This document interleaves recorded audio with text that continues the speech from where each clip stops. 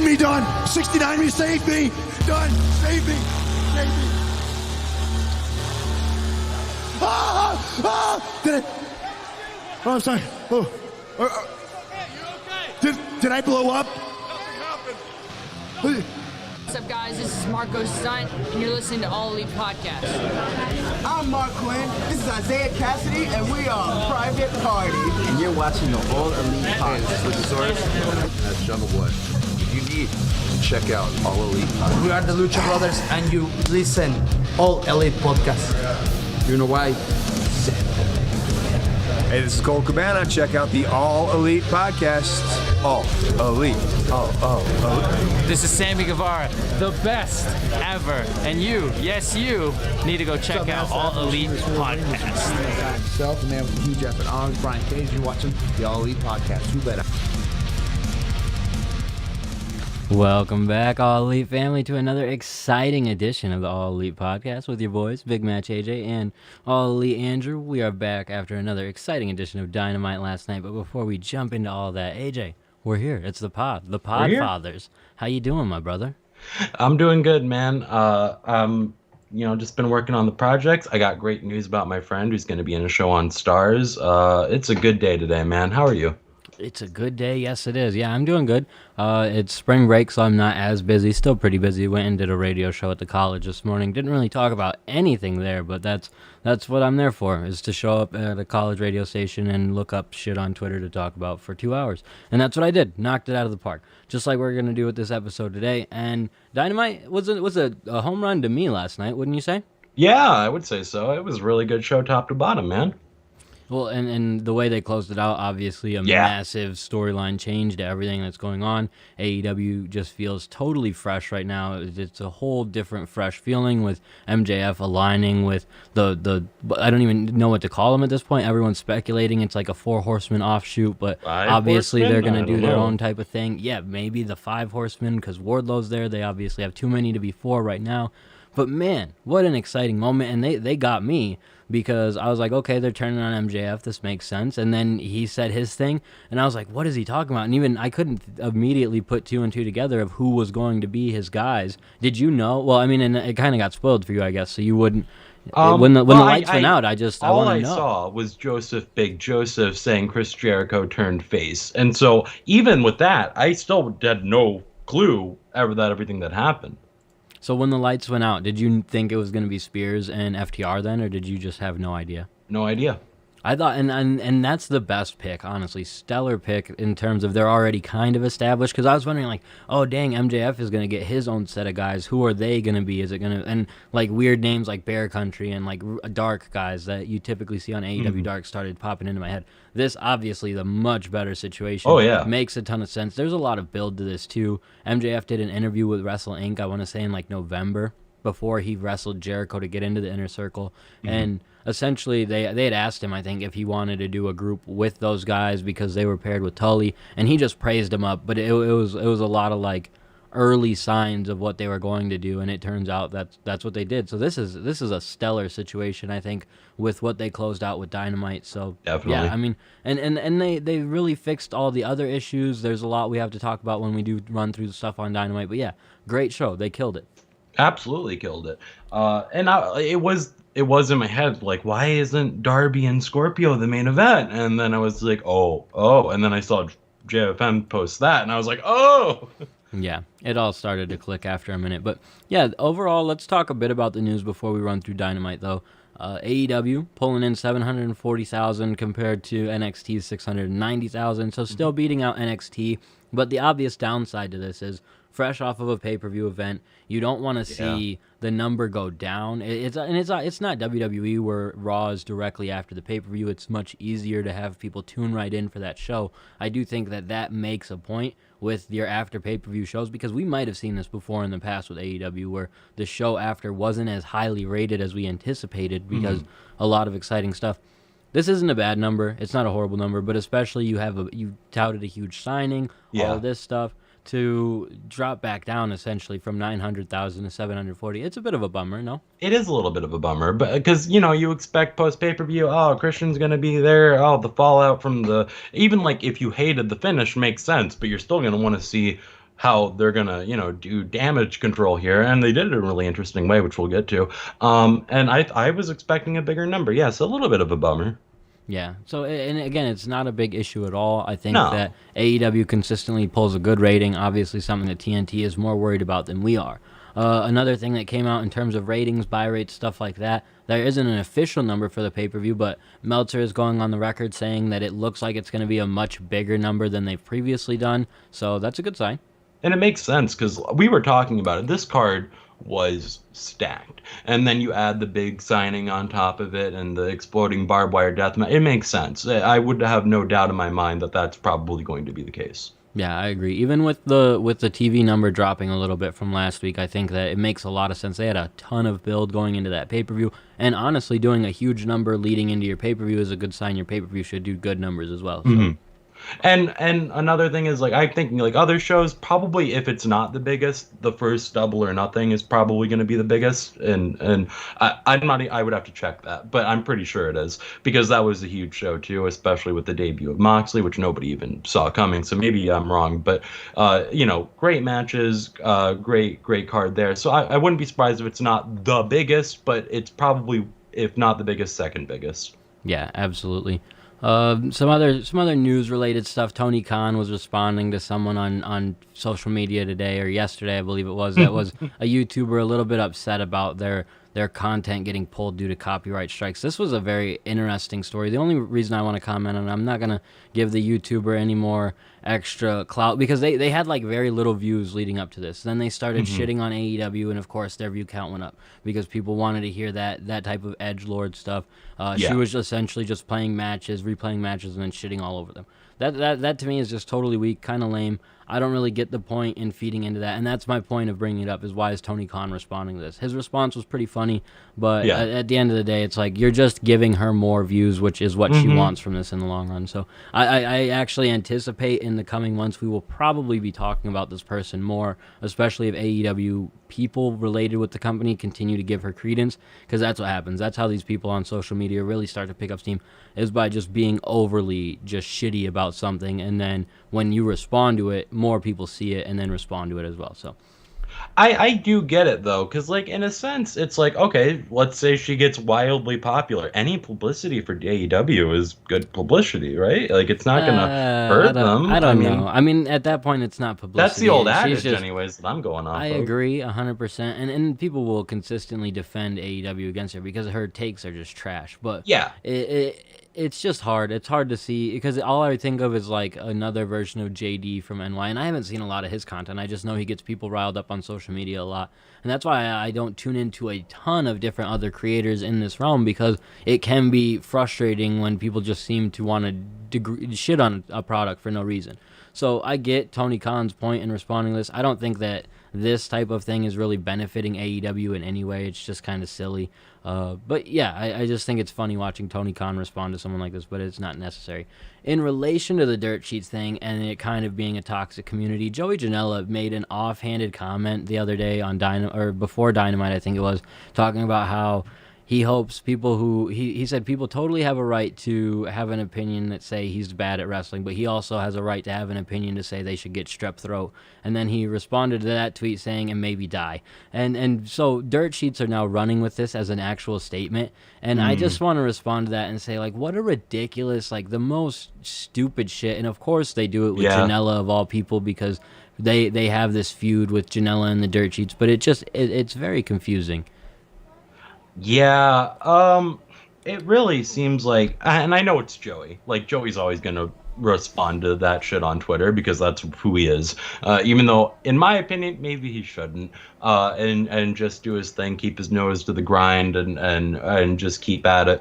But like, it's Joey, man. I don't know. That's the thing. It's to me, it's just a Joey Janela thing. Why are like? And it was very clearly not serious. He's not literally telling people to go die. He's not even literally telling them to get strep throat. Like, it was a joke on social media. And these platforms that we're supposed to take seriously are sitting here reporting on it as if it's a serious statement. It is the most ridiculous shit. He actually retweeted one of them to like laugh at the fact that it became a news story.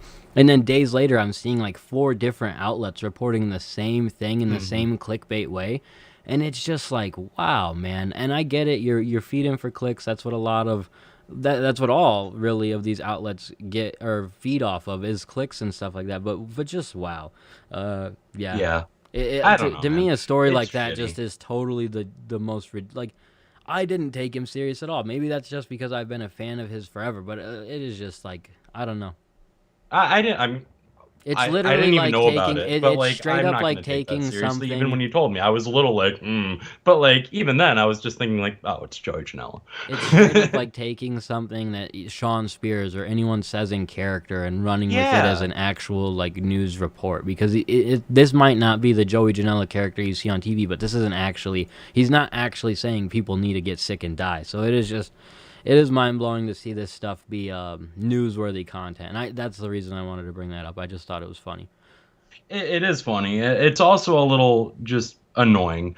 Like, come on. Like, he's just like, if he was a heel, everybody would be like, "Wow, he's such a great worker. He's such a great worker. He's like MJF." And no, but because he's playing a baby face, which is Joey Janela ever really a baby face, and that he's getting all this flack because MJF says horrible shit all the time. Like horrible things, and people are like, "Oh, he's such a good He's a character. great worker." Yeah, exactly. So I don't know. It's just one of those things where, and I get it. It's the dirt sheets. I'm getting worked, honestly. If anything, like I'm the one for even responding to the fact that the dirt sheets are putting this out. But it's silly. Worth noting, though. It's silly. Something else that's definitely worth noting. I'm excited about. They've announced the first match for Dark Elevation this week. Danny Limelight set to take on Jungle Boy, and they've put out actually the whole card for this show. I should try and grab it because did you see it? The headlining match is Rio versus Maki Ito. Like they're putting on a show. Okay, I got it right here. Tay Conti taking on Ashley Vox, Dante Martin taking on Max Caster, Brandon Cutler versus Powerhouse Hobbs, and Jungle Boy versus Danny Limelight. I hope they get a good amount of time to flesh out all of these characters because I'm pretty much interested in all of them.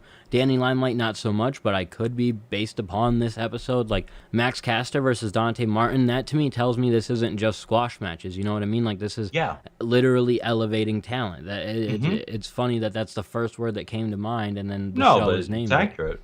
Yeah. And no, for sure, they're really setting. I hope that this isn't just like, oh, it's the first show, we want to get a lot of people watching. I hope this is the idea, to continue it this way, to put on a good card every time with younger guys who, one, need to be wrestling more, like not just on Dynamite, not just on Dark, but like as much as they can, and two, to really help these guys get noticed and get notoriety, because if you put on a good card, even on like YouTube, it's gonna do well. Like NWA Power, like look at that. That's on YouTube. Impact on Twitch, that's on that. It's not like mind-blowing Dynamite numbers. No, of course not. It's on the internet. Definitely but like not, but it's still really good numbers. It's a lot of people watching, a lot of people paying attention, a lot of people tuning in. Something I thought about when watching Dark this past Tuesday, is it's not a ton of numbers in the scope of social media and YouTube perhaps, but it is a ton of numbers in the scope of the amount of people a lot of these independent guys have wrestled in front of. Yeah. A lot of the guys on Dark to know, for Fuego del Sol to know that there were 25,000 people on YouTube at least tuned in on Dark, and probably half of that in the chat just hyping him up because they were excited to see him in his match. This was almost a thing that was trending on Twitter, AJ, like because of a Dark match that was hyped up via a vlog that gets 60,000 viewers a week. Like it's not a ton in the scope of social media and viral and stuff like that, but in the scope of these characters' lives, like general lives, it's a lot of people. So yeah, no, it's and like you said, it's more people than a lot of these guys are used to. And also, I love it's Max Caster and Martin, Dante right? Martin, yeah. Dante Martin, and that's great. That's great already because you have two people who on those teams who are on the shelf, and now you can put them in a match and really both get to were kind of showcase established themselves. at the same kind of time. Like there's a lot. That match is one I agree with you. I'm pretty excited about too. I'm probably gonna tune into Dark when it airs. Dark Elevation on Monday. I'm gonna give it. I'm gonna try if I got the time to tune in. It's a lot to consume with AEW each week now with all of these shows on YouTube. I'm excited for them. I appreciate them. I'm glad that they're there because it gives us more of an opportunity to learn more about these characters. But it's cool and it's smart to have Maki Ito and Rio in the main event here because similar to the Fuego del Sol thing where people are invested. People are very invested in Maki Ito. They will go out of their way to tune in just to see her. So a very smart move putting her on that show. I wonder how it'll do with it being paired up against WWE, but not on television, on the internet where a lot of people are already talking about WWE. Like, it could fare really, really well, to be honest with you. Yeah, and I do find putting her in the main event interesting because I love Maki Ito. You know I love Maki Ito. But I always saw her more of a character than a wrestler. So to put that in your main event, I was like, that seems more like an opener to me. But I don't disagree with what you just said. Maki Ito is so she's a draw over already. Yeah, she's a draw. At least in the internet crowd, that it's a perfect spot to put her in the main. So I'm excited for it. I think it'll fare well. Jungle Boy on that card. Like, there's a lot to that card that's really well. And in terms of women main eventing, there's a women's main event next week. We might as well mention that. That's impressive. Tony Khan had mentioned this, brought it up a couple different times before delivering officially. And it took him, 48 hours, I think people were saying on social media, where he was asked the question during the presser, and now the match is made between, Britt Baker versus Thunder Rosa in a lights out match. Oh, yeah, that is the match. And yeah, because it's lights out, we can assume that's going to be the main event. Yeah, because lights out matches always... Yeah, okay. But yeah, that's the rule, right? In AEW, the lights out always have to go on last. Yeah. So that makes sense. And I am so... Have we ever gotten a women's main event on Dynamite? No, and that's why it's been a thing that people are talking about real heavily because... Like I said, they had asked him during the presser, hey, will we get a women's main event match? They've really started to pick up steam. He was like, yeah, keep an eye out for it over the next couple of weeks. And then, boom, he announces it on Wednesday for next week. So, yeah, that's a great match. A solid. They've done a great job at building it up with the feud between those two. So, yeah, there's nothing I can complain about there. No, definitely. And also, Thunder Rosa and Britt Baker, it's been a great feud. Well, there has been some hiccups. I can only think of one, actually. But other than that, great feud. Kind of a blood feud at this point, almost, especially with what happened on Dynamite, which we'll get to. But overall, I think Thunder Rosa and Britt Baker are two really solid picks if you want to put on a women's main event. Thunder Rosa especially, she can work with anyone. Yeah. Yeah, and that's a great point. These two women are very much in a good position to carry the show at the end of the night. And I would love to see, like, it could pop a number. I've seen a couple different times where they have the women on at different parts of the card, and it does pop a number. So we'll see. We will see. Last bit of news. We've kind of spoke about this probably when we talked about injuries on the last episode, but Cody Rhodes still working with an injury. Worth noting because it was something that I had thought about a little bit going into his match and going into the ladder match and stuff. We talked about it going into the match with Shaq. Would they potentially pull him out? And this might just be a situation where he works through it until he's better in terms of, when he's actually able to take time off. But it's an interesting thing for sure. No, it is. I mean, he's working with an injury. It's not like that's unheard of, especially with a guy like Cody. And so I'm assuming it's something that isn't too serious if he's working through it. Though I don't know. I mean, I think Nick Jackson, working through a really serious ankle thing. So who knows? I hope he's okay, though. I hope he'll be able to take time off in the near future after this thing with Penta. Yes, I agree. I think that hopefully he will, and maybe the reason he's not taking time off now is because he's gonna want to take time off when Brandy has their child. That could be a thing where the mentality of a wrestler is I don't want to take my time now. I want to take my time then, even if it is 7-8 months away still. So that would make some sense to me as well. And it's Cody. It's just Cody. So he's obviously going to work through it. That's really all we have for news to discuss. We're going to try stuff a little different. I want to try it a little different when we do the Dynamite recap before we recap the whole show, because we generally end up on certain segments for like 5 minutes, a little bit longer. I just want to talk about the stuff that was key, that we were most excited about. This MJF 4 Horsemen thing, AJ. What are your... I mean, we briefly spoke on it at the beginning of the show. But what are your thoughts? Like, Jericho now a babyface. This makes a lot more sense with fans singing his theme song. He works in that position, in that role. What are you thinking?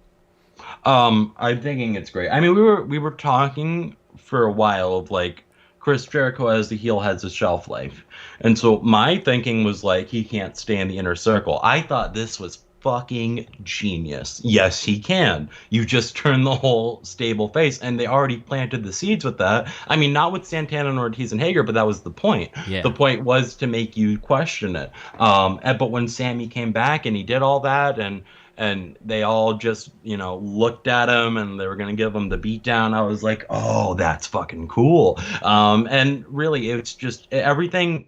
We talk about it all the time, but AEW always makes sense. That's something you can rely on them for. So, like, even though we didn't know the minutia, the details of how they were going to get here, we knew they were going to get here, and we knew it was going to make sense. And that hits all the marks. I mean, honestly, all the marks. This makes so much sense. You can even, like, start planting the seeds for maybe a blood and guts match at the pay-per-view. Yes. And that would be a huge match because it's been like at least I think about a year now that match was supposed to happen. So to do it now when you can bring in like 1,300 fans and you can do it on a pay-per-view, and like you did a huge gimmick match on the last papper-view, why not do another? I mean, and this one's a lot safer. So that really seems the way they're probably going to go with this, right? It's probably a blood and guts match, and we're at this point a year later, probably in a much better position to do that kind of match, because I remember when that match was being discussed a year ago, we were like, well, it kind of hurts the bottom half of the card a little bit. We're literally using up a majority of our main event scene here. That's a little rough, but it's all right. It's a cool match. Here, we're utilizing not the entire scene at all. There are still countless other matches you can put together while still utilizing 10 awesome superstars. So this is all very exciting. I think what they've put together here is great. It's a swerve that makes sense. A lot of times when they do a swerve for the sake of doing a swerve, it doesn't work. It doesn't feel like it makes sense. This made all the sense in the world. I didn't really have any complaints with this at all. Like everything of it was great. I still hate Shawn Spears, but I feel like that point is almost helpful. Like there is a guy in that group that I do not like at all. And shit, I don't even like MJF for that matter. So they're doing a great job at creating just a great bad guy group.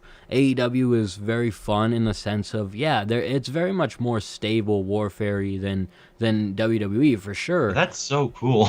and it's so cool, and they do it in a way that stays fresh. This was super refreshing. Sammy came back as realigned with the Inner Circle. The Inner Circle is essentially the same group they were 6 months ago, but they have a whole new spin on them. They feel like totally different. Jake Hager's about to be a babyface, which weirdly enough I feel like makes way more sense for him because he's just not very intimidating. He's more of like a lovable big dude who would still be intimidating, but he's just too nice. So this is great. No, this is perfect. Like it hits on all marks, and I don't know. I'm so fucking excited is the best way I can say it. Like the pay-per-view just ended and I'm already looking forward to the next pay-per-view because I'm that excited about this. And thankfully because it's not that far away. Yeah, it's not that far away. It's still a little ways off, but like definitely not so long that you can't build this to the next pay-per-view. Yeah, exactly. So I think that this segment was incredible. It was not something you necessarily saw coming. MJF did a great job with it. Everything of it was very, very entertaining, very well done. And it sets up so many different matches. Spears versus Sammy, MJF versus Jericho. So much good stuff out of this. So yeah.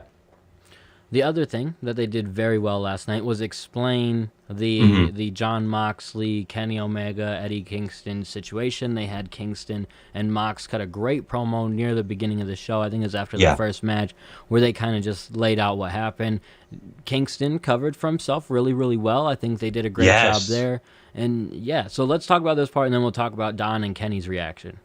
I was going to say immediately, like, especially you and me, the panic attack thing that made because I was thinking in my head, like, if there is any guy who can cut a promo and make this make sense, it's Eddie Kingston, and that is immediately who should do that. And they did, and I was like, okay, I'm already happy. And then the promo went on, and he said something very real, very raw, that like, and he even said it, like, some people are gonna get this and some people aren't, and I'm not talking to you.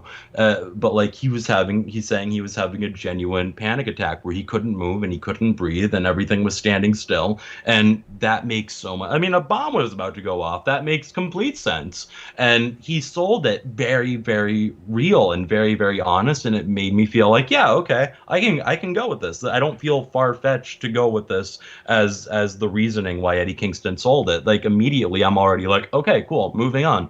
And I love that. I really love that. I think he's so much of a genius too that when he was like, I think he thought of this in the moment probably, like as he's being rolled off of, because you're obviously not selling like bodily injuries, but his face is just of pure shock. You know what I mean? Yeah. You remember when he's being rolled off of Mox. So I feel like he probably was at that point like, fuck, we're gonna have to fix this on Wednesday. How do I start doing it now? And so I think they did a great job. I think the PTSD thing is very smart. I do wish that it had been a little bit more of like, because I think his thing was talking about PTSD going back to like prison and stuff like that.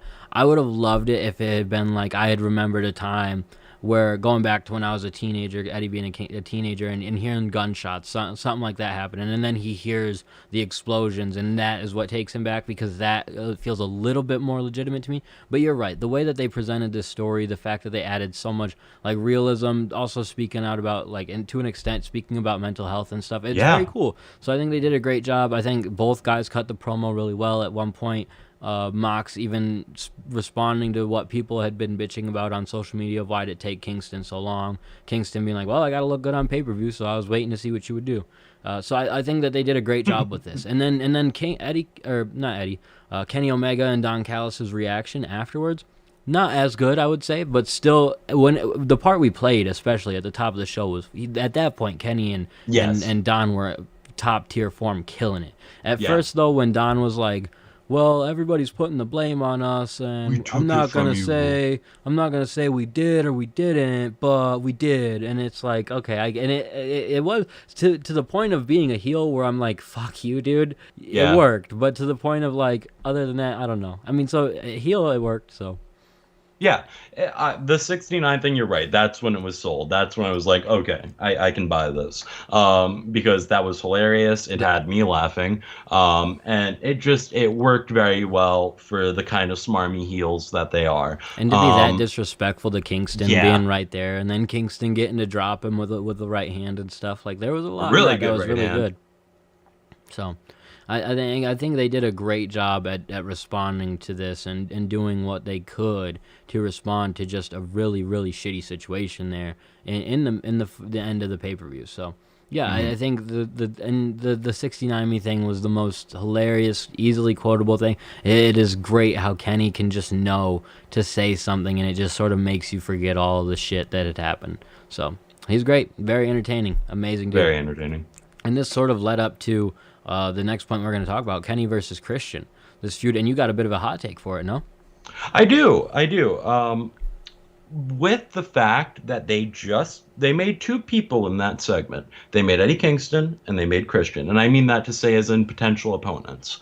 And so in my mind, Christian Omega, great title match, huge rating, I'm sure, which is why I'm going to say this is going to be that in between pay-per-view title match. I think Christian and Omega is going to be a pay-per-view, or not a pay-per-view, a TV championship match, rather than at the pay-per-view. And I think at the pay-per-view, you're going to do what Christian came in saying he's wanting to do, and that's elevate another talent. And you can do that by putting Eddie Kingston in the pay-per-view slot, by even having Christian say, look, I couldn't beat him, but you can beat him. Shit like that. And being that guiding hand for Eddie even a little bit. I know Moxley's going to do that too, but like, I really, honest to God, feel like the pay-per-view match to me is going to be Kingston versus Omega. I could be way wrong, but I definitely feel like either Eddie and Omega are going to fight on TV, or it's going to be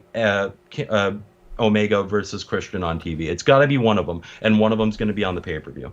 I think you're half right. I think that we will definitely see Christian and Omega on TV. I think that Kingston will not get a singles match against Kenny right now.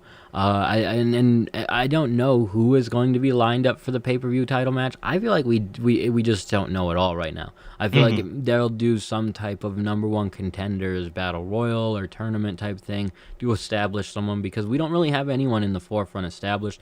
If you go by the rankings, it's like Pac. Well, he's already involved in the tag team title hunt. So, and there are good people on that rankings list. I think potential contenders for the pay-per-view could be Miro, could be Hangman Page, could be Brian Cage. I mean, that's a match people have wanted to see, Kenny versus Brian. So, and you could also be right with it being Kingston. I don't know how sold I am on Eddie Kingston main eventing versus Kenny Omega. To me, that feels very reminiscent to Brody Lee when he was in the main event. I love Brody Lee, I love Eddie Kingston, but them in that position, even with the characters that they've built, and shit, Kingston is super over right now. It's tough to argue against it, but it for me it's tough. I see where you're coming it's from. tough with pay-per-view main eventers who just don't seem like they're gonna win that main event. Where it's a more fun match on TV because you have maybe even more speculation they'll win on that show. So and you could be right. I've seen a lot of people speculating that it could be Kingston. So I could be wrong, but I definitely think you're right in that Christian and Omega will be a TV show or a title match on television, which should. People need to quit bitching already about Christian versus Kenny and the fact that he's being hot-shotted into a title match. Because we were like a little bit being like, we don't want to see Christian versus Kenny right away. But when I saw it as a TV... I honestly think I said, if they're going to do Christian versus Kenny for the title, please do it right away. Like, please get it out of the way. Get it so that way, because I don't believe Christian's going to win. And maybe he will, but I don't believe he's going to win. So this is the easiest way. Like, I want to see the match. I don't want to see it built up where, oh, now Christian is all of a sudden a contender. Like kind of what's happening with Miro, I feel like, where he's being built to become a contender. Christian can come in and already be a contender. I'm fine with that because he's not going to win, and he shouldn't win. So in that sense, I like it. I think it's very smart to go right to that. And the Christian's supposed to be able to outwork everyone.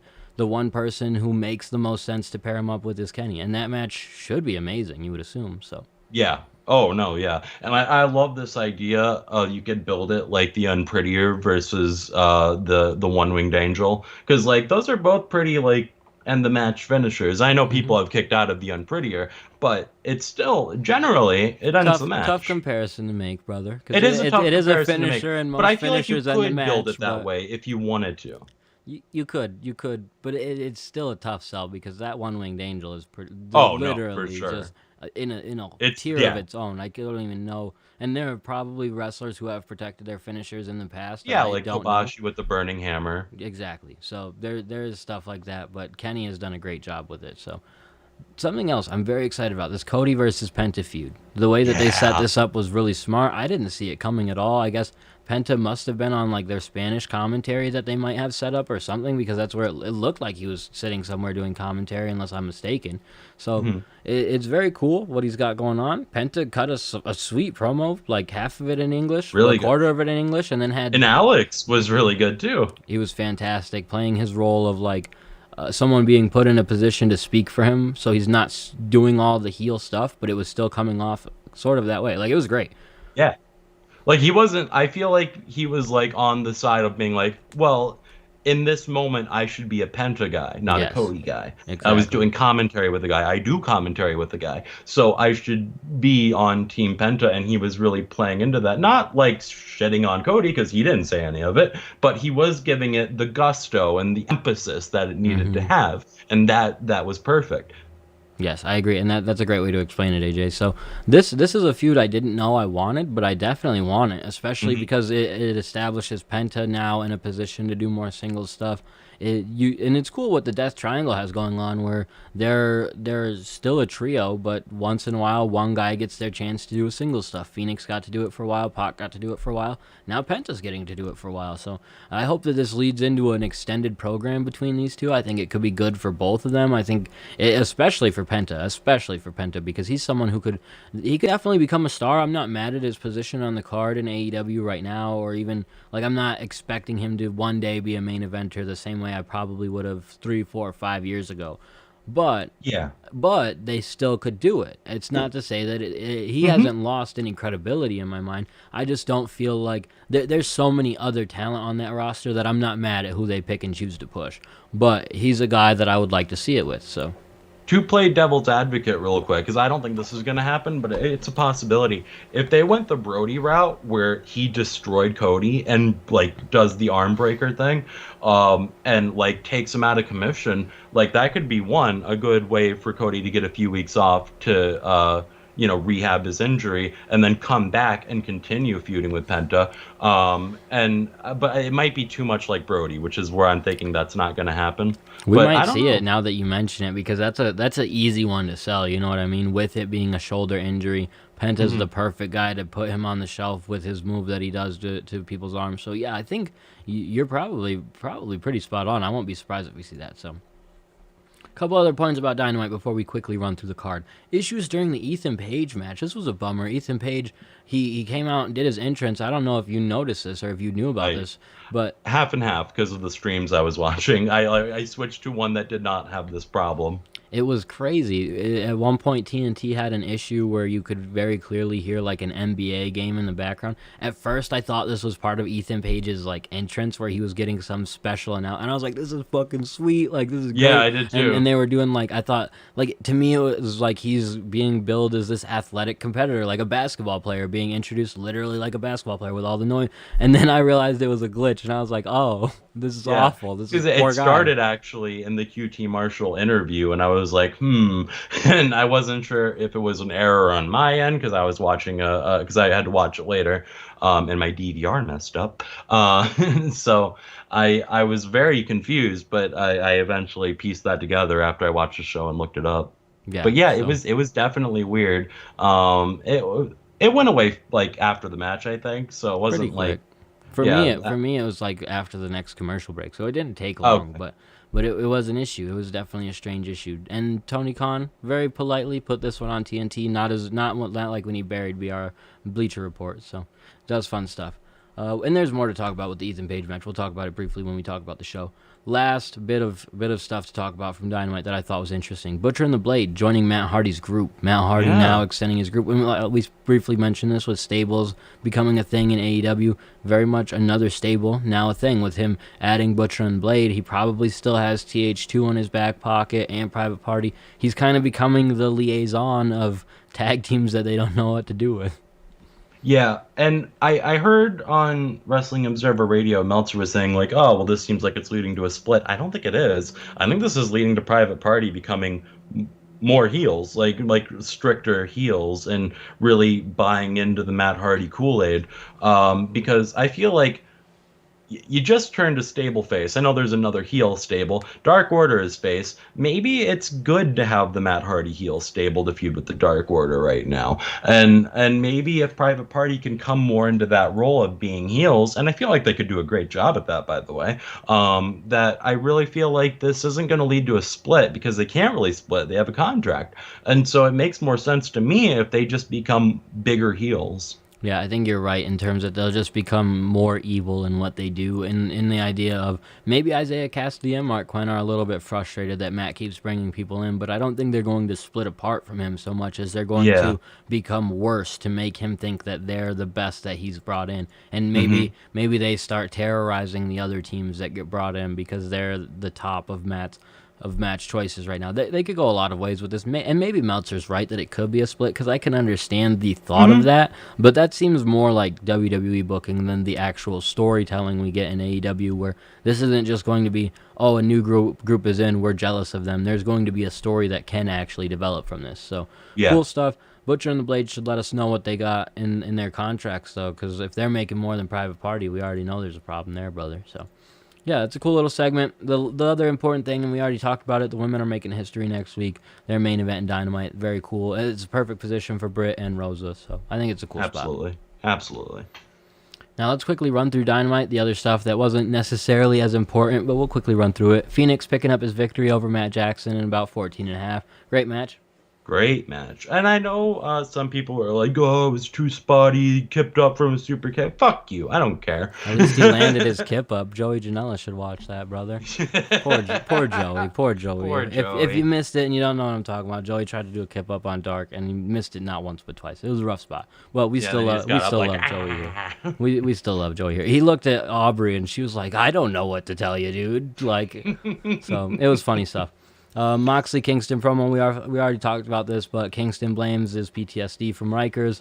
They start burying the bomb. They blame Impact and Kenny Omega for the Acme bomb. Moxley jokes that Eddie could have been there to save him sooner. He tells the Good Brothers if they're going to flash a weapon to use it. Good stuff. Great promo. We talked about Great promo, yeah. Cody picks up a win over a jobber in about 40 seconds. The match itself was it made no sense to me why it happened and had to be so quick until there was the promo and then another promo after it. But There's not a lot you could talk about, right? Do you even know the jobber's name? Do you remember it? Goring, I think. I could be wrong. But anyways, Goring. He something with the G. And I did want to say, like, he looked really, like, physically impressive, and I did like that they were showcasing him. If he's going to be a guy like on Elevation or on Dark, that it's cool because he probably will be. He probably will be. They put guys on Dynamite, even if it's in a job position in a short match, for a reason. And if anything, him losing in short fashion will end up working in his favor, where it's like, oh, it was a lucky moment or something. Absolutely, like that. So, but yeah, very very physically and like intimidating. Very good presence. Yeah, good presence, 100%.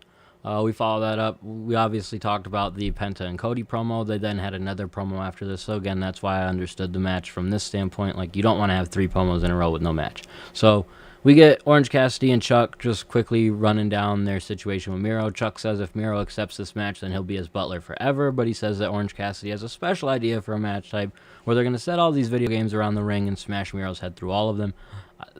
This is going to be cool, I guess, but if I'm Miro, I have no reason to wrestle these guys again. Like, he must really like Chuck.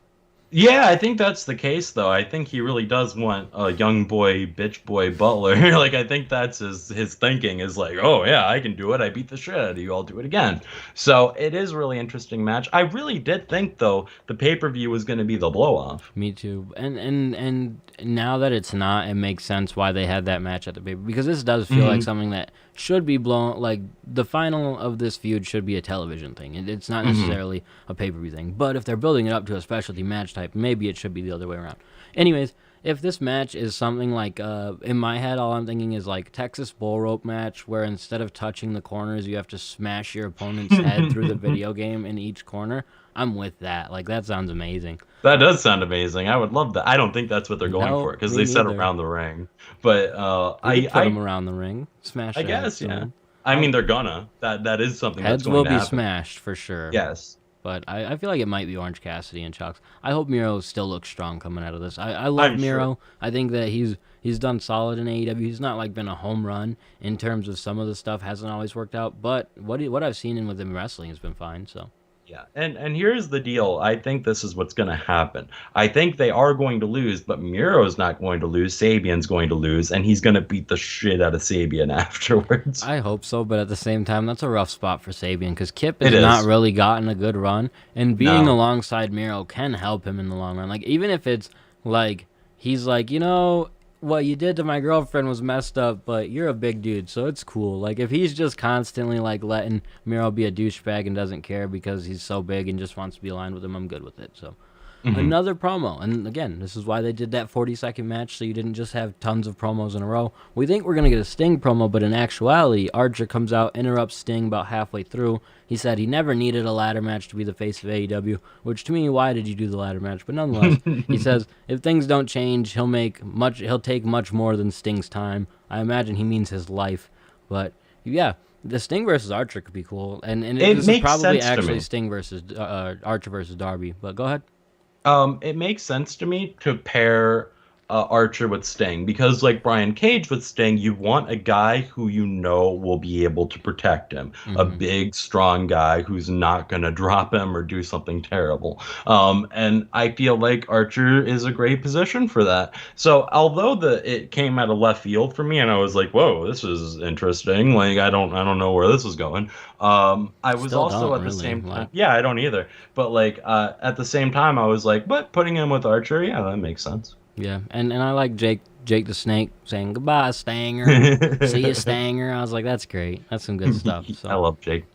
We get another segment backstage. QT Marshall is talking about Lee Johnson and his match tonight. He says that his emotions got the best of him on Sunday, but tonight he's focused. They're focused. This leads into the Ethan Page match, which again was marred by technical difficulties, but still, Ethan Page looked all right. He picks up the win over Lee Johnson. Very quick match. Post-match, beating the shit out of Lee Johnson, and QT doesn't give a shit. He's on the outside like, whatever, man. Yeah. I don't care. Dustin Rhodes makes the save. He's kind of annoyed, like, QT, what are you doing? QT just leaves. He's like, whatever. The funniest part of all of this to me, Jim Ross is on commentary, and, like, Shivani and Excalibur are trying to sell the fact that QT's leaving. He's like, he's leaving him, and Jim Ross is like, maybe he's just going. Maybe he's just going home. Like, I'm like, no, Jim Ross, he's obviously turning his back on the group, brother. Like, come on. Like, no, my work here is done. Bye. No, that's definitely not what happened, JR. No, you're right. It was a very cool angle. I mean, we all knew it was coming, I think, in that match. Like, we could assume that that's what was going to happen, or something along those lines were going to happen. I didn't know if he was going to align himself with Ethan Page or what was going to happen. Which it's good that it went this way, because it's very clear that he's not aligned with Ethan Page. They might team up next week, but they're still not necessarily a unit, which works best for everyone. Like, QT doesn't need to be mentoring anyone right now, and Ethan Page doesn't need QT Marshall as his mentor. They can team if they need to team a couple times and settle some business, but yeah. Which is good, because it also elevates QT as not just a manager, not just a Nightmare Family goon. Like, he can be something actually substantial in the company that is himself as a singles wrestler. And I think we're gonna see a strong run of that. So again, with the strong need for heels, especially now the Inner Circle turning face, there is a strong need for heels. QT is gonna make a great fit for that. Ethan Page is a great fit for that. And QT's been killing it this week. He had his match against Fuego del Sol. They did some great work in that match in terms of just like building up a story on social media, getting people excited about it. The match itself was solid. There was a point, the finish obviously got fucked up. Like, Fuego del Sol was supposed to get hit with the cutter off the springboard. QT, which a lot of guys maybe in this position just cover him and call it the end. QT lifts him back up, hits a cutter right, and just calls it. And like that type of extra to him was great. I loved it, man. Yeah, no, I thought that was a smart move, and that shows that he's been doing this quite a while too, and he has, and he knows how to put together a good match, and he knows what he's doing if something goes wrong, and that shows a lot about a guy. Facts. And in Seth's world, he's on Twitter, he said it started at Lee Johnson's first win. He never thanked QT. He even thanked Brandy, but not QT. So yeah, QT's face told the story there, and QT definitely had an issue with Lee Johnson. So yeah, there's a lot to this, and it makes a lot of sense. So I definitely agree with you there. Absolutely. We go backstage. Hangman Page, he's got a new lawnmower. The Dark Order's there with him. This was a lot of fun. They're all hopping on the lawnmower. Hangman Page drives away. Not a whole lot to this segment except for 5. He got left behind. Yeah, if you don't watch BTE, you're like, what the fuck? Why are they being mean to 5? You are, and if you don't watch BTE, you don't know that 5 is the one who sort of helped facilitate bringing Hangman back into the fold at a point. Like, he was the one who stayed strong, trying to keep that relationship with Hangman. He made him a Valentine. Like, 5 really did a lot to keep this stuff with Hangman going, and he's the one who's left behind, but he was happy about it. You know, he was excited for his guys, and that's something I could definitely be excited about. So good for 5. Good for the Dark Order. Good for 5, man. He's a good man. He said he did say on Twitter too, they brought him back some ice cream, so it's not all poor 5. They brought him some ice cream. We then go to the Christian segment. He's supposed to come out and cut a promo, but before he can come out, Kenny comes out. Kenny cuts a promo about the bomb. He makes fun of Eddie Kingston. Kingston comes out. Kenny baits him into hitting him. The Good Brothers attack him. Moxley makes a save. We get Mox and Kingston brawling with the Good Brothers for a minute. Christian finally comes out, gets face-to-face with Omega. They exchange some words. Kenny Omega offers a handshake, maybe trying to create a little bit of a Canadian friendship here. Christian refuses. Omega's pretty pissed about this, tries to attack him. Christian almost nails him with an unprettier. Don Callis saving his life, grabbing his foot and pulling him out. That was some good stuff. Did you see the totally missed opportunity here, or was it just me? What's up? They said, like, we even got a countdown, and at that moment, you could have played Christian's Titantron. It did make a lot of people, including Jim Ross, confused as to why there was 2 countdowns in a row, and then he didn't know Christian's new theme, so he's like, who is it? And Shivani was like, it's Christian, and he was like, oh, he's so new, I didn't know his theme. It's not even a new theme, he just didn't watch TNA. I know, that's the even better part of it. It's hilarious, but this was a solid segment, like from top to bottom. The 69 comment, we've talked about it a lot, but yeah, they killed it here. Like, they did. Very entertaining. Like, absolutely killed it. Very entertaining. Like, totally saves. In my opinion, this with the Eddie and Mox promo earlier, like, we can move on now. The ring didn't blow up. Okay, we can. This is all we needed. Do you think they'll try to blow up a ring down the line? Like, do you think they'll try and make good on it without announcing it? It had crossed my mind. It had crossed my mind. I don't know. And I feel like they're probably just going to err on the side of caution and say, no, let's not do that, even though maybe we could. Yeah, I kind of agree, but I wouldn't be surprised to see like at one point Mox just blow up a ring with Kenny in it. Down the Sure. line. Like they don't announce it at all. They just go for it. It will be very weird though if there's a random main event and it's the same dud. Like Actually, here's how you can do it. Tape it. yeah, I agree with you there. That's a good point. Great point. You could tape something like that. Seth's World says no chance, and you're not wrong, Seth. I mean, you're Yeah. probably more right than I am in the fact that there's no chance they actually try this again. That's why I think if they were to do it, they wouldn't say anything. Like it wouldn't be another exploding match. They would just randomly have Mox give it a shot. But you're probably right. We then get the 6-woman tag match with Thunder Rosa teaming with Hikaru Shida and Ryo Mizunami to pick up a win over Nyla Rose, Maki Ito, and Britt Baker. And then my favorite part of this match was before the match even started. Yeah, Maki Ito singing her theme song. They start brawling, and she just kept singing her theme song. It was great. Everybody I love loved Mike. She is like electric, brother. She's electric. But I was gonna say like the most charismatic woman in all of AEW, and that is to say, I want to add something. I love Maki Ito. Her wrestling in this match left a little to be desired, and that's okay because Maki Ito really doesn't need to wrestle well to get over. Like she just needs to be ridiculous, over the top, and subs like you said, electric, have so much energy and bring that energy out, and it always works. Love Maki Ito.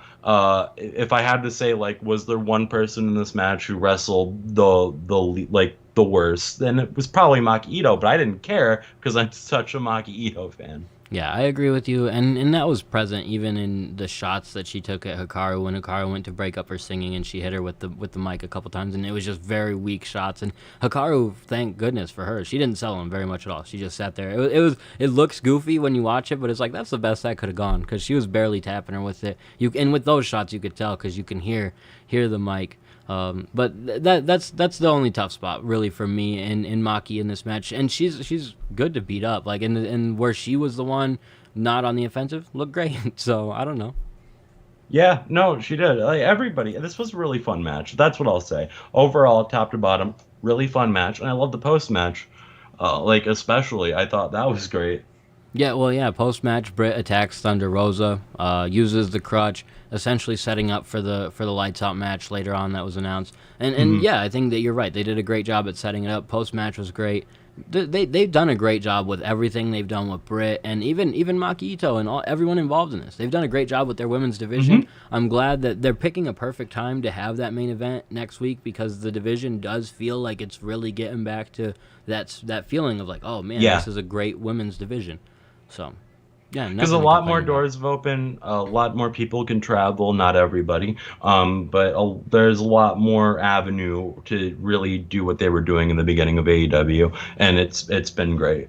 Yeah, and if they can continue to I think if they keep Maki Ito for a while too, and she doesn't add a whole lot in terms of talent, but in terms of the electricity she brings to the division and the excitement people have for her, and you hope that the stuff that is exciting with her stays exciting for weeks to come because you can think of how some of that stuff can get old over time. But if it stays entertaining, like if they keep her around for a while, she's not going back immediately. That could help. But if they bring her back in the future, she's going to add that electricity right back. So I'm curious to see exactly what's going on with her. I do expect her probably to return to Japan, but they have to see how much she's just added an electricity to the women's division that you never know.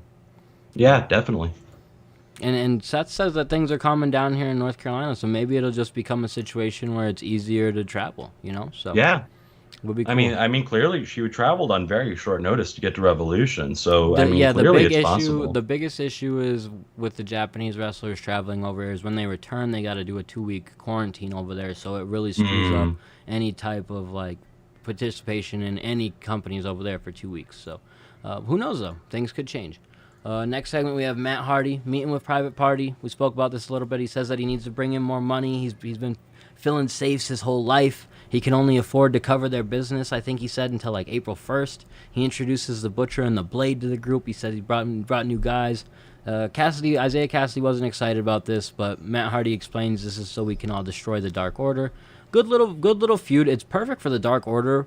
And who knows, it really could elevate Butcher and Blade and Isaiah Cassidy and Mark Quinn. So I think so, because like Butcher and the Blade have always like skated the line of just being heaters, just like muscle men for whatever heel thing you're trying to go for. This could actually give them room to actually come out of their shell and show that they're more than just that.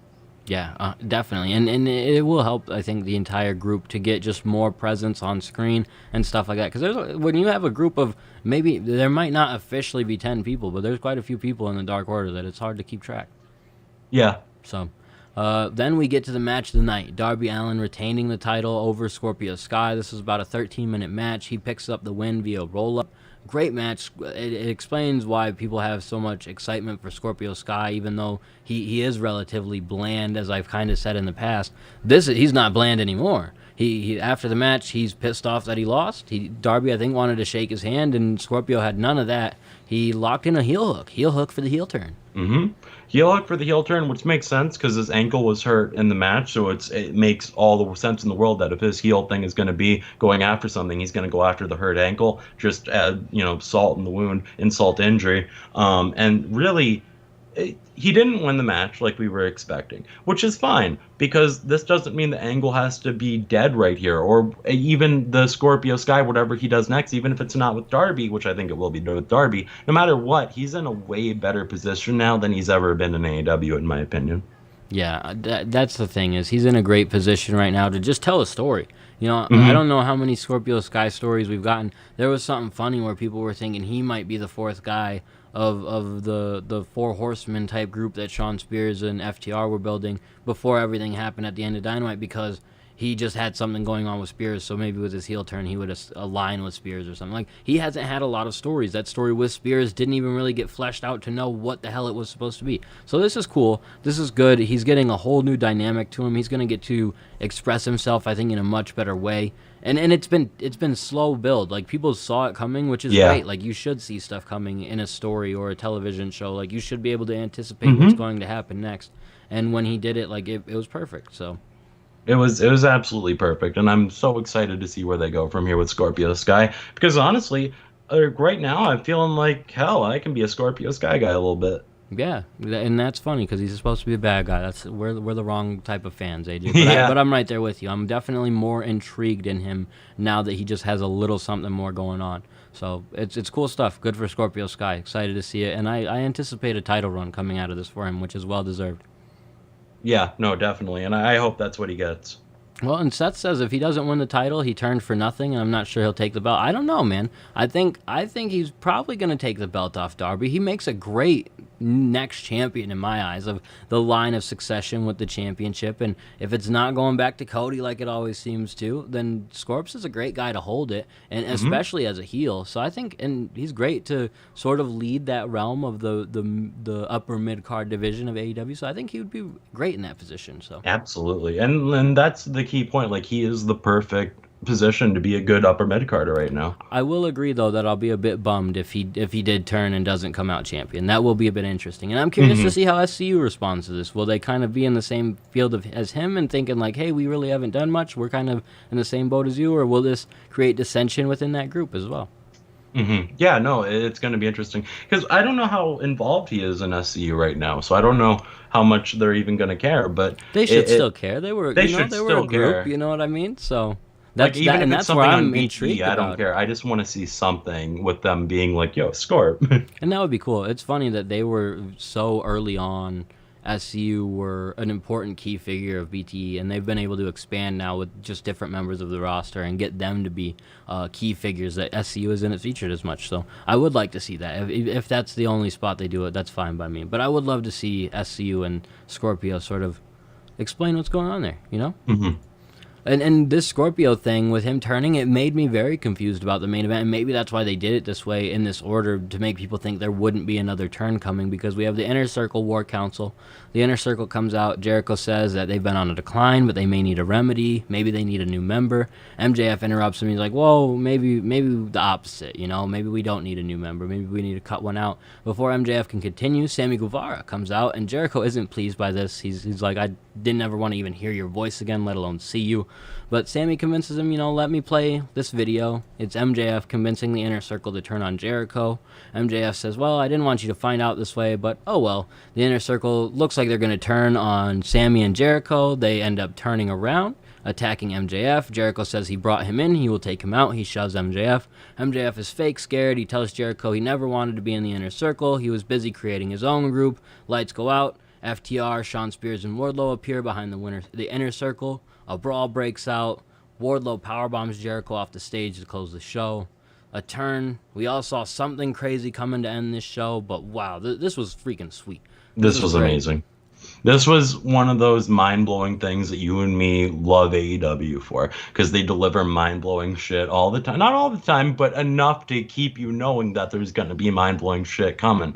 And this is one of those times where something mind-blowing absolutely did happen. And it makes the whatever Horsemen look really cool. It makes the Inner Circle look really cool. It makes me love the Inner Circle. Like, I am such an Inner Circle fan right now. And I love Shawn Spears. I love FTR, all that shit. But like, no, I'm team Inner Circle for this, man. It's funny that I'm excited to cheer Jake Hager. Like, for some reason in my mind, I'm just like so pumped to cheer this guy, and I have no idea why. But it's very cool.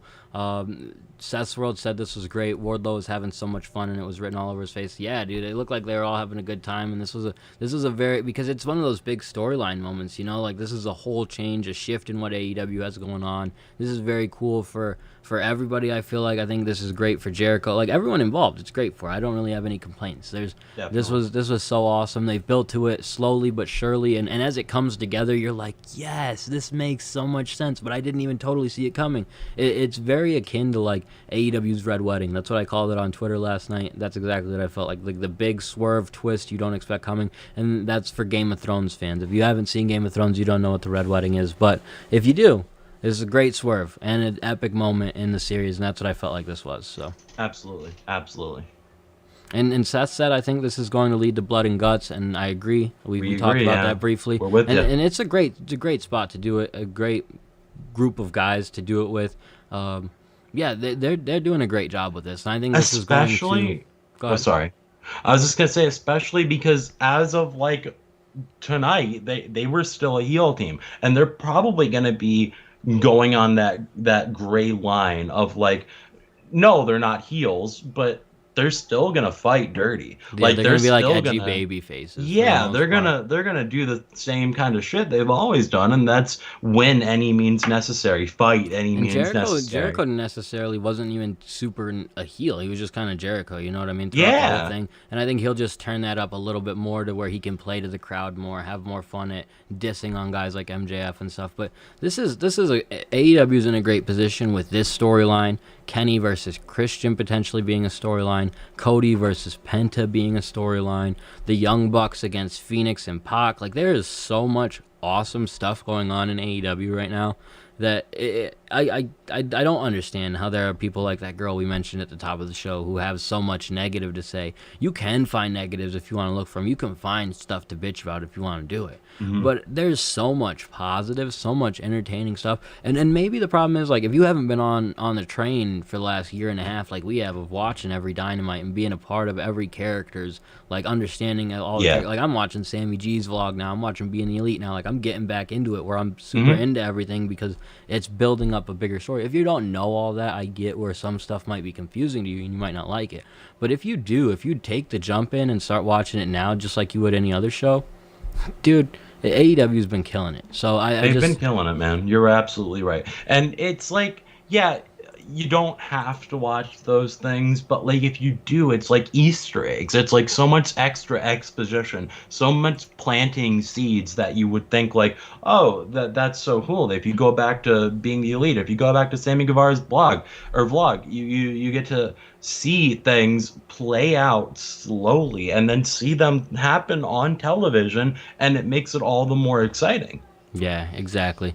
And Seth said, you don't sing heel songs. They're more face than MJF, and they now need to lean into it. And yeah, I agree 100%. People, I think this is exactly what Jericho wants. And this might be Jericho's like final run, and it might not be like only a year. It might be a longer run. This might be his last run as a face, where he just really gets to lean into that, being a baby face, playing up that type of role. So yeah, AEW is in a great position. That was a great way to close off Dynamite. I think that I said it last night. I'm immediately excited for what they've got coming next week because of how they closed out this week, and I'm excited for what they have coming with all of the dark elevation and dark stuff like that too. So yeah, I think they've been in a great position for a while now. But coming off the pay-per-view, we knew things would be good.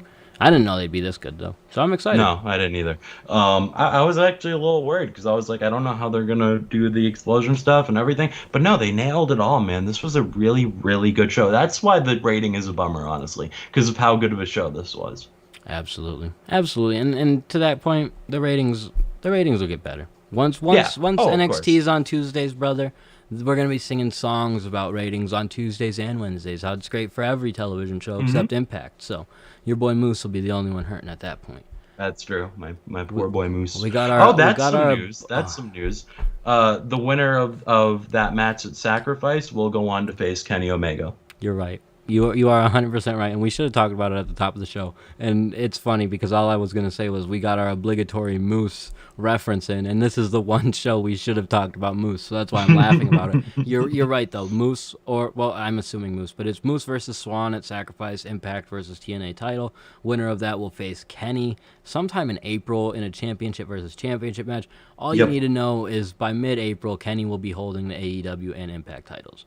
Yep. So, we're in a great spot. Impact has some good stuff going on too, so good shout out to them. That's it though, AJ. Now that you remembered the last bit of news, we are able to wrap things up. Let them know where to find you and what you've got going on. You can follow me on Twitter at AJ and you can follow me on Instagram at AJ Yes, and I want to shout out Seth World at Seth's World on Thank Twitter you, for jumping in, conversating with us. Glad that you jumped into the conversation. It is always fun to have people jump in. We appreciate it from the bottom of our hearts, man. We love having live viewers. And we appreciate all of our listeners jumping in, downloading the Absolutely. podcast every week on Spotify, YouTube, all those good places. If you want to find us on Facebook, we're on Facebook.com/AllElitePod, YouTube at YouTube.com/AllElitePodcast. If you're watching us there, make sure you smash that subscribe button, brother. You can find me on Twitter at 2SweetElite. You can find me on Instagram at Andrew Kazir. We'll be back on Tuesday to run down next week's Dynamite card, give you some Facebook hot takes that we find, and also give you the sleeper picks for next week's episode of Dark that we think you need to check out. Until then, we'll be back. See ya. Bye.